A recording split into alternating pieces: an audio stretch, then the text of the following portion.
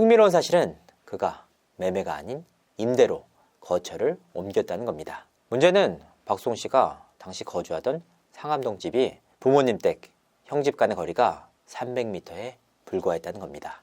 이 때문에 부모님들이 박송 씨의 집을 자주 찾았다고 하는데요.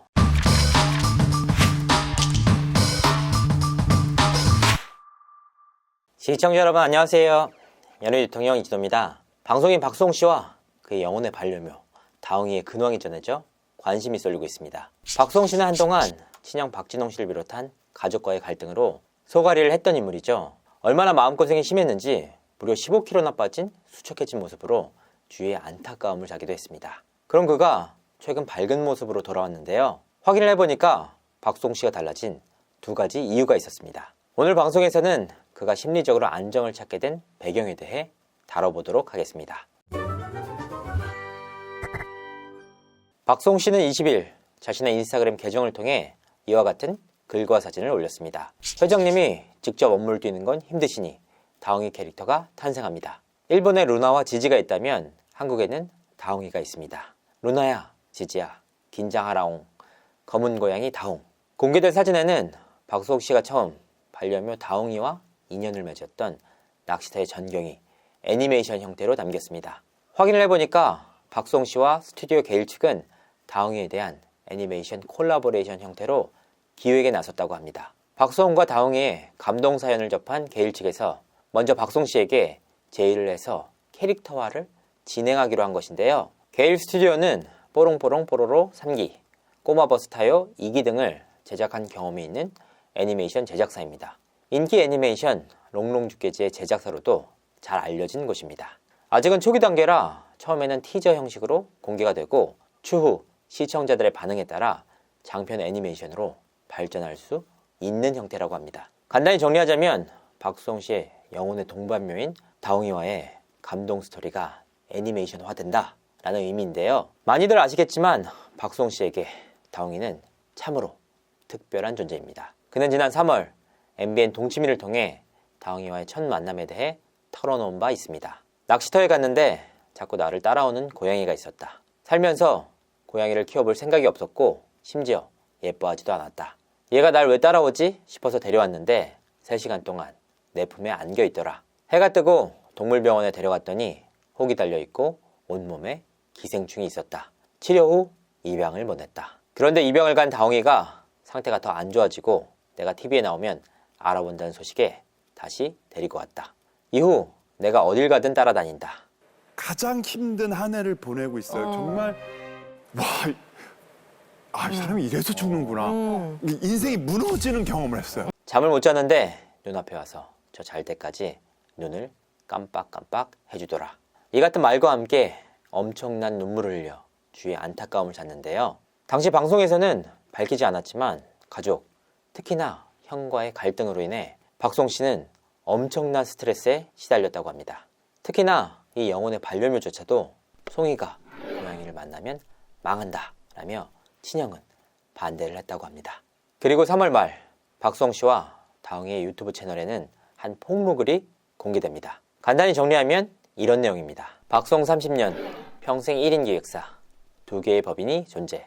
박송 출연료 모든 돈 관리 형이랑 형수가 함. 즉 박송이 버는 돈은 그들의 생계임. 돈줄이 끊기는 것에 대해 극도의 불안감을 느껴 박송의 결혼을 평생 반대함.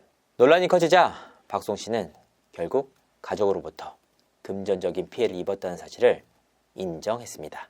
그리고 이후 형과 형수에게 합의안까지 제시하게 되는데요. 형 내외 및 그 자녀들의 전 재산을 공개하고 박송님의 전 재산을 상호 공개한다. 위 재산 내역을 합한 후 이를 7 박송 대 3 친형가족으로 분할한다. 법인 재산 역시 위와 같은 방식으로 분할한다. 하지만 양측은 합의에 이르지 못했습니다. 극심한 입장 차이 탓에 만남조차 이루어지지 못했는데요. 박진홍 씨는 언론사와의 인터뷰를 통해 박송이 전 소속사 법인 계좌 관련 정보를 담은 USB를 가지고 있다. 금전 문제가 있으면 법적으로 해결하면 된다. 법인 통장은 박송의 아버지이자 박진홍 대표의 아버지가 모두 갖고 있다. 라고 반박에 나섰습니다.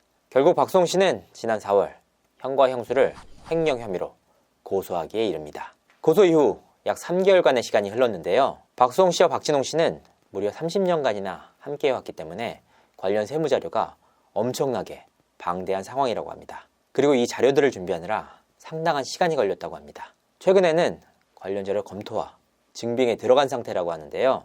이에 대해 박수홍 씨는 소송과 관련해 법률 대리인을 통한 공식 입장 이외에 어떠한 내용도 사적으로 밝히지 않고 있습니다. 이 과정에서 박수홍 씨를 둘러싼 확인되지 않은 사생활 공개 등 흠집 내기를 위한 시도들이 계속해서 이어졌는데요. 하지만 박수홍 씨가 기부 등 워낙 다양한 사회활동을 해왔고 문제 행동에 휘말리지 않았던 인물이라 대중들의 굳건한 지지를 받고 있습니다. 특히나 최근에는 다흥이의 애니메이션 캐릭터화, 그리고 KBS ETV 펫 비타민 시즌2 MC를 맡는 등 다흥이를 만난 이후 일이 더 잘 풀리고 있습니다. 이는 박수홍 씨가 최근 밝은 모습을 되찾은 이유이기도 한데요. 그리고 하나 더 그가 달라진 이유가 또 하나 있었습니다. 바로 이사였습니다. 박수홍 씨는 지난 6월 서울이 아닌 경기도 모처로 이사를 갔습니다. 흥미로운 사실은 그가 매매가 아닌 임대로 거처를 옮겼다는 겁니다. 아니 박수홍 정도면 충분히 매매로 이사를 갈 수 있지 않을까라는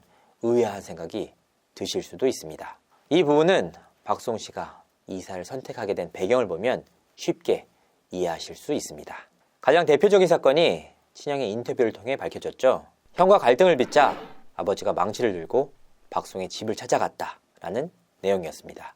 대체 왜 이런 말을 했는지 사실 이해하기 힘들었습니다. 다만 형과의 갈등을 두고 가족들이 어떤 임장을 취하는지 엿볼 수 있는 발언이었는데요. 친형과 박수홍 씨의 갈등 문제에 있어 가족들은 친형 쪽 입장에 섰다라는 의미이기도 합니다. 특히나 가족들은 이 문제가 박수홍 씨의 새 여자친구 때문에 불거졌다라고 생각하는 모양새입니다. 문제는 박수홍 씨가 당시 거주하던 상암동 집이 부모님 댁, 형 집 간의 거리가 300m에 불과했다는 겁니다.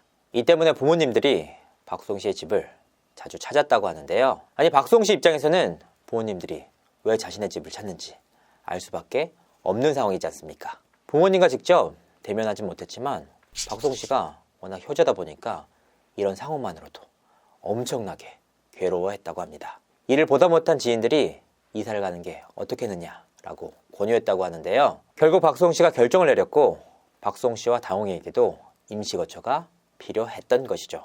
박수홍 씨는 이사 이후 부모님들의 집 방문 문제에서 해방됐다고 합니다. 박수홍 씨 본인의 심정은 정확히 알 수 없지만 적어도 지인들이 보기에는 박수홍 씨가 이사 이후 심리적으로 상당히 많이 회복이 이루어졌다고 합니다. 실제로 박수홍 씨는 이사 이후 다흥이와 산책까지 하는 영상을 공개하는 등 안정을 되찾은 모양새였는데요. 물론 지인들에 따르면 박수홍 씨의 살이 빠졌다 쪘다를 반복하고 있는 상황이라고 합니다. 아직까지는 친형과의 소송 문제가 근본적으로 해결되지 않아 여러모로 조심스러운 상황이라고 합니다. 다만 박수홍 씨는 다홍이를 통해 심리적인 안정도 얻고 애니메이션 콜라보, 지상파 예능 MC를 맡는 등 일도 잘 풀려나가고 있습니다. 특히나 이사까지 진행하면서 큰형과의 갈등 문제에 대해서도 물리적으로 거리를 두게 됐는데요. 친형과의 소송 문제가 어떻게 마무리될지 여부에 대해서도 관심이 쏠리고 있습니다. 이상으로 이진호였습니다. 감사합니다.